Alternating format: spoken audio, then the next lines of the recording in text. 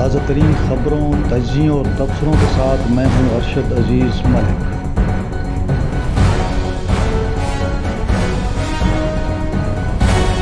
السلام علیکم ناظرین، امید ہے آپ خیریت سے ہوں گے۔ آج نئے ویلاگ کے ساتھ میں حاضر ہوں۔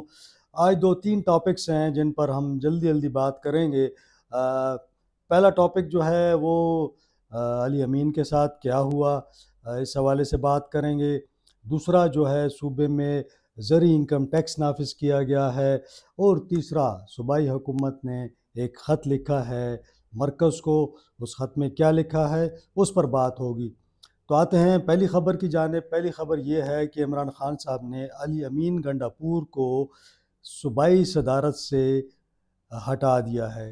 جی بالکل، انہوں نے جنید اکبر کو جو ہے وہ صوبائی صدر نامزد کر دیا ہے، اور اب جو ہے علی امین گنڈاپور ظاہر ہے وزیر اعلیٰ تو رہیں گے، لیکن صوبائی جو ان کی صدارت ہے وہ ختم کی گئی ہے۔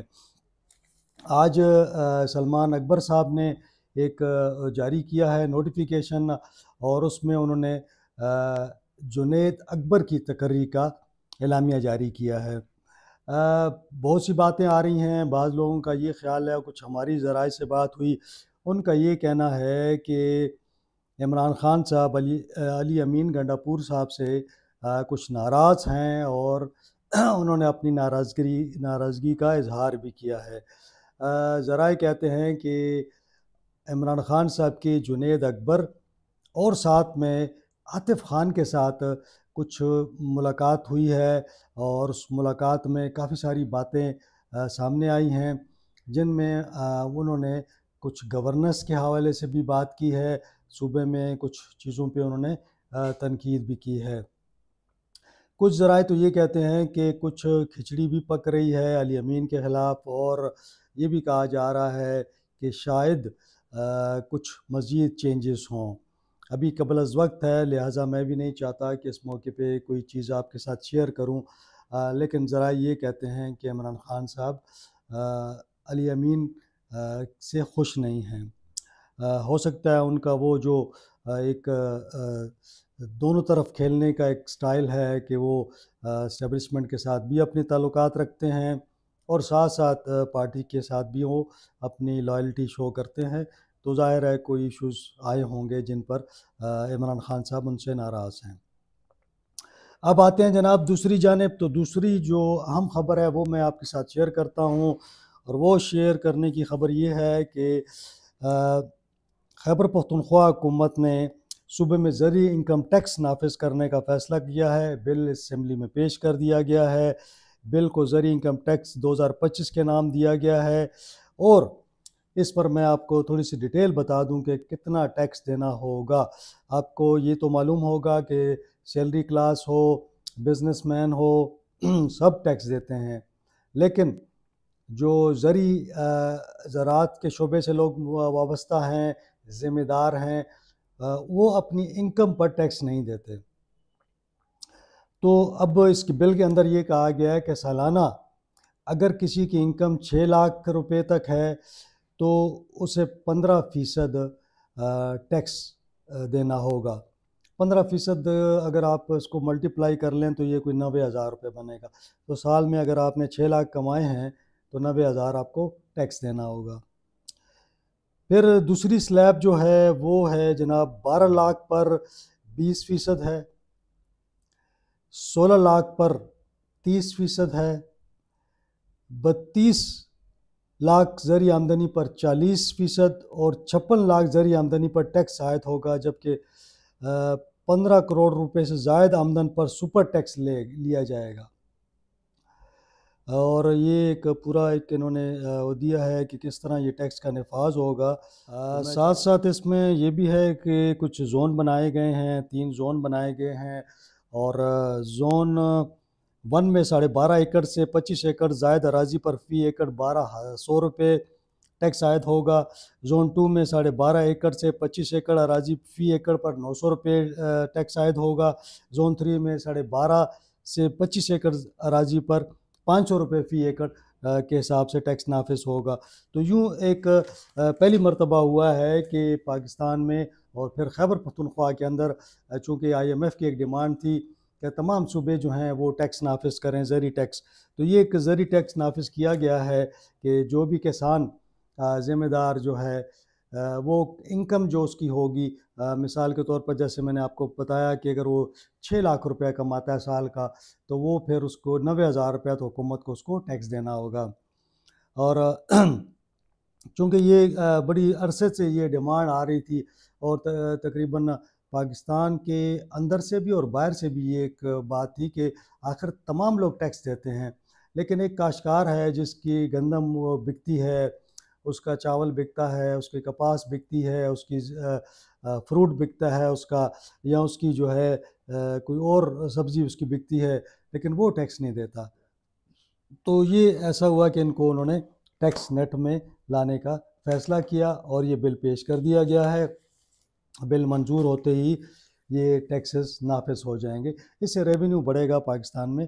ایک اور معاملہ جو ہے جس پر ہم نے بات کرنی تھی کہ خیبر پختونخوا بار بار مرکز سے کہہ رہا ہے کہ بھئی آپ NFC ایوارڈ کے تحت اس میں آبادی کے تناسب سے آپ جب شیئر دیتے ہیں تو خیبر پختونخوا کے ساتھ زیادتی ہو رہی ہے۔ زیادتی یوں ہو رہی ہے کہ جب ہماری آبادی فاٹا کے علاوہ تھی تو اس پر ہمیں تقریباً 14.62 کا ریشو کے حساب سے خیبر پختونخوا کو NFC میں پیسے ملتے تھے۔ تو نیشنل فائنانس کمیشن کا ہر 5 سال بعد ایک اس کے دوبارہ اس کا اجلاس ہوتا ہے، اور اس کے مطابق آبادی کے مطابق اور آپ کے ریسورسز کے مطابق تقسیم ہوتی ہے۔ اب چونکہ جب مرجر ہو گیا فاٹا کا تو 64 لاکھ لوگ شامل ہو گئے KP میں، تو اب ہمارا جو شیئر ہے NFC میں وہ بڑھ کر آبادی کے تناسب سے 19.64 ہو چکا ہے۔ ہمیں ملتے ہیں 3046 ارب روپے، 3046 ارب روپے، حالانکہ ہمارا جو شیئر بنتا ہے وہ 4092 بلین بنتا ہے، یعنی 4092 ارب روپیہ بنتا ہے۔ اب حکومت نے وفاق سے یہ کہا ہے کہ بھئی جب وہ لوگ شامل ہو گئے تو چاہیے کہ ہمارا یہ شیئر بڑھا دیں۔ اب اگر ہمارا شیئر بنتا ہے تو اس میں سے اب 1046 ارب روپیہ ہمارا وفاق کے ذمہ بقایا ہے۔ فاٹا کے لیے وفاق چونکہ کچھ امداد دیتا رہا ہے، تو اب تک اس نے 2019 سے 2024 تک یہ ڈیٹا ہے جو 437 ارب روپیہ انہوں نے ہمیں اب وہ دے چکے ہیں۔ تو اب بھی وفاق کے ذمے 609 ارب روپے کی ایک بڑی رقم رہتی ہے۔ اب ہو کیا رہا ہے؟